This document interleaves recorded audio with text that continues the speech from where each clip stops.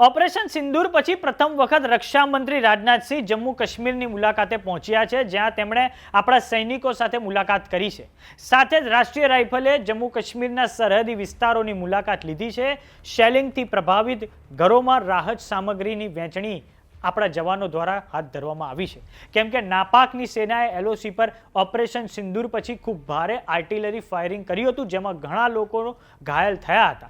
તો આવો જાણીએ જમ્મુ કાશ્મીરના સમાચારો વિશે વિસ્તારથી। નમસ્કાર, જમાવટ સાથે હું છું પાર્થ।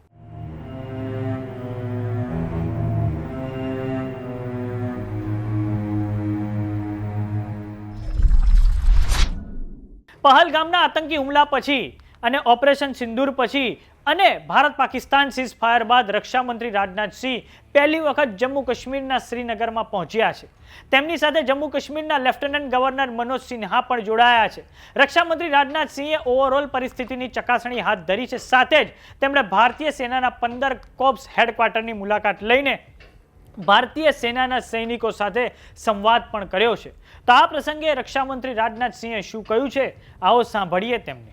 साथियों, ऑपरेशन सिंदूर सिर्फ एक ऑपरेशन का नाम भर नहीं है, बल्कि यह एक हमारी प्रतिबद्धता है, यह हमारा एक कमिटमेंट है। एक ऐसी प्रतिबद्धता जिसमें भारत ने दिखा दिया कि हम सिर्फ डिफेंस नहीं करते हैं, जब वक्त आता है तो हम कठोर निर्णय भी लेते हैं और कठोर कार्रवाई भी करते हैं।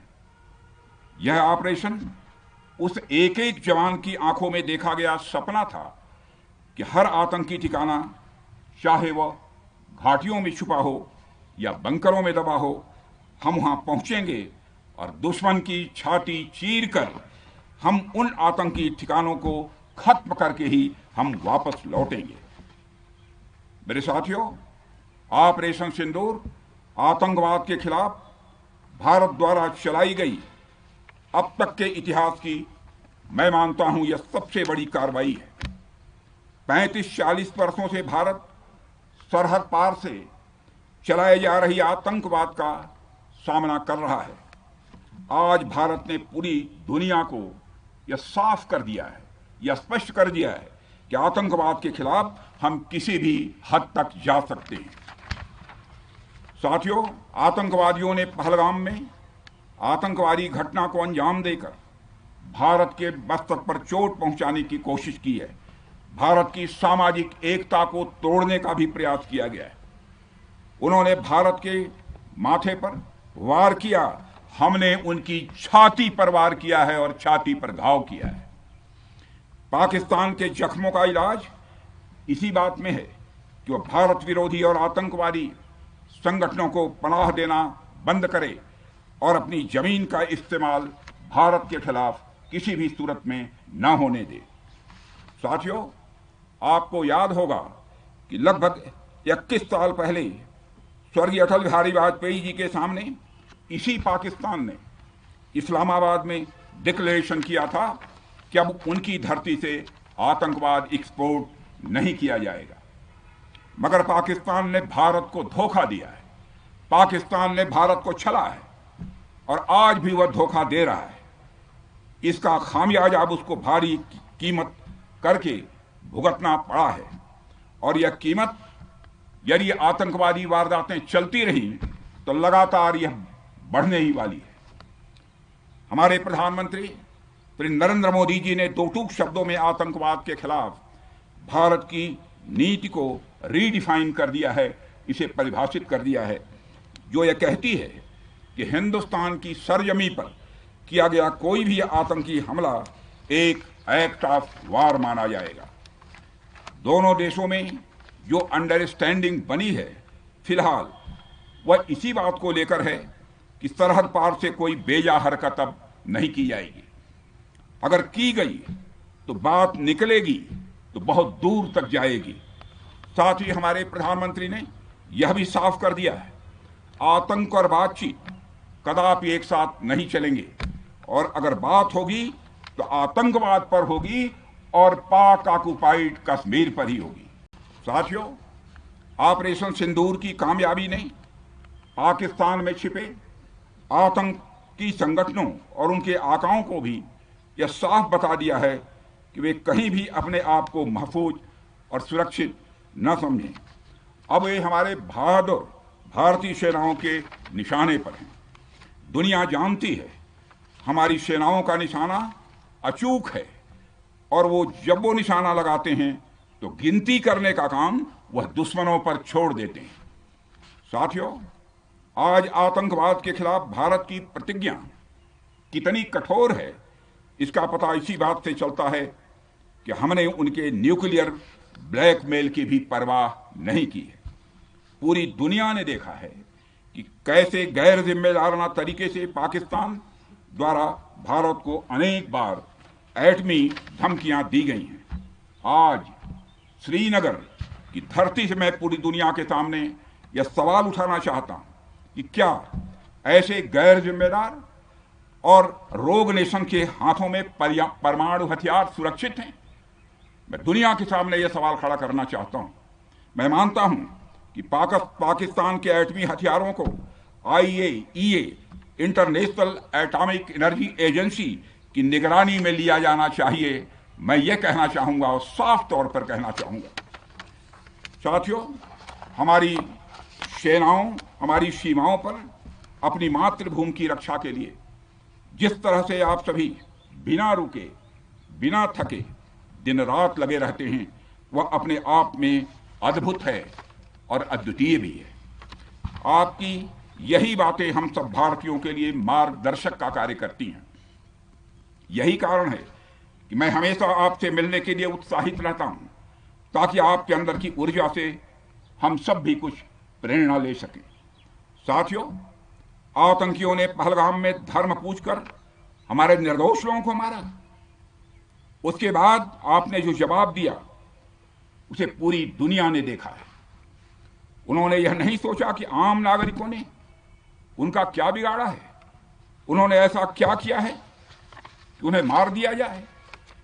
पर मैं यह कहना चाहूंगा, आतंकियों ने भारतीयों को धर्म पूछकर देखकर मारा, धर्म पूछकर मारा, तो हमने आतंकियों को उनका कर्म देखकर मारा है।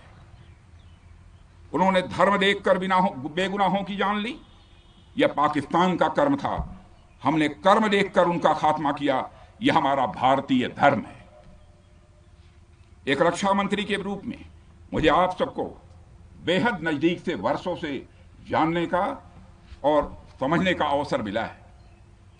मैं आपके साहस और पराक्रम को तो जानता ही हूं, साथ ही साथ पहलगाम जैसी घटना के प्रति आपके गुस्से को भी मैं अच्छी तरह जानता हूं। साथियों, मुझे पता है कि पहलगाम के बाद आपके अंदर गुस्सा था, पूरे देश के अंदर गुस्सा था। मुझे पता है कैसा महसूस होता है जब धमनियों में बह रहा रक्त बेकाबू होने लगे। और मुझे इस बात की खुशी भी है कि आपने अपने गुस्से को सही दिशा देते हुए बड़ी बहादुरी और सूझबूझ के साथ पहलगाम का बदला लिया है। रही बात पाकिस्तान की, तो उसकी बात ही क्या करूं आपसे। वह देश तो मांगते मांगते अपनी जहालत से एक ऐसी हालात में आ गया है कि उसके बारे में यह भी कहा जा सकता है कि पाकिस्तान जहां भी खड़ा होता है वहीं से मांगने वालों की लाइन प्रारंभ हो जाती है।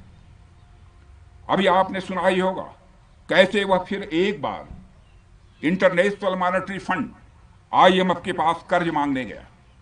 वहीं दूसरी तरफ हमारा देश है कि हम आज उन देशों की श्रेणी में आते हैं जो IMF को फंड देते हैं ताकि IMF गरीब देशों को कर्ज दे सके। ऐसी स्थिति में हमारा यह भारत है। रामचरितमानस में स्वामी तुलसीदास जी ने लिखा है, जहां सुमतितः संपत्ति नाना, जहां कुमतितः विपत्ति निदाना। यानी जहां सुमति होती है, अच्छी नीतियां होती हैं, वहां सुख और समृद्धि होती है, और जहां कुमति होती है, बुरी मति होती है, केवल दूसरों के हित की भावना होती है, वहां तरह तरह की विपत्तियां स्वाभाविक रूप से आती ही हैं। पाकिस्तान जिसका जीता जागता यह उदाहरण है।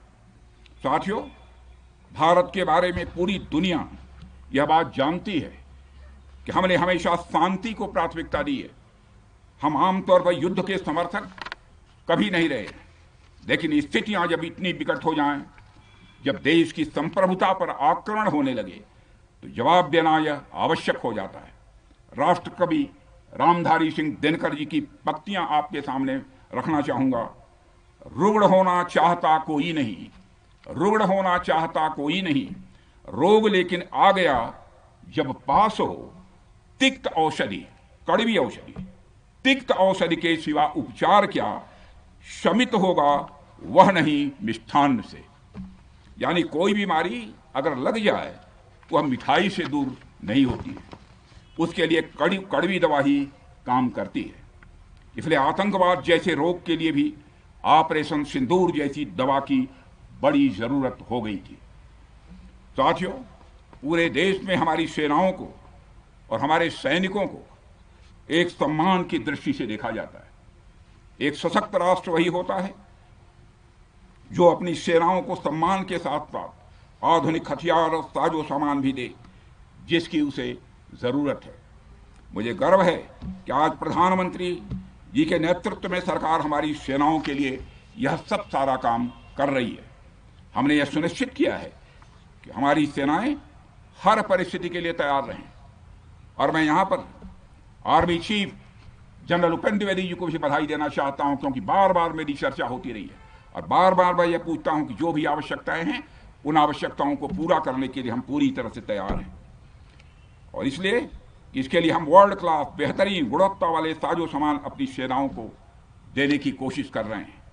आज आधुनिक राइफल्स, मिसाइल डिफेंस शील्ड और ड्रोन्स जैसी नई पीढ़ी के कई इक्विपमेंट को तेजी से भारत में ही बनाया जा रहा है। साथियों, इसके अलावा सीमावर्ती इलाकों में हमने जो काम किया है वो आप सब देख रहे होंगे। आज एलएसी और एलओसी पर भी कनेक्टिविटी है, वैसी पहले शायद कभी नहीं थी। हमने हर स्तर पर यह दिखाया है कि हमारी सरकार केवल युद्ध भूमि पर ही नहीं बल्कि व्यक्तिगत रूप से और पारिवारिक रूप के साथ अपने सेना के जवानों के साथ खड़ी है। साथियों, अंत में एक बार फिर आप सभी को आपके शौर्य और पराक्रम के लिए हृदय से हार्दिक बधाई देता हूं। मैं आपको यह आश्वासन देता हूं कि हमारे प्रधानमंत्री जी के नेतृत्व में देश की सरकार और देश की जनता हर कदम पर, हर स्थिति में आपके साथ कंधे से कंधा मिलाकर खड़ी है। मुझे पूरा विश्वास है कि आपके सहयोग से हम इस पूरे क्षेत्र में आतंकवाद का समूल नाश करेंगे, ताकि कल को कोई भारत की संप्रभुता के खिलाफ आंख उठाने की हिमाकत न कर सके। इसी आशा और विश्वास के साथ आप सबके शौर्य और पराक्रम की सराहना करते हुए और आप सभी को अपनी हार्दिक शुभकामनाएं देते हुए अपना निवेदन समाप्त करता हूं। बोलिए जय हिंद, जय हिंद। यहाँ का घोष वाक्य क्या है? भारत माता की जय है। क्या बात हुई?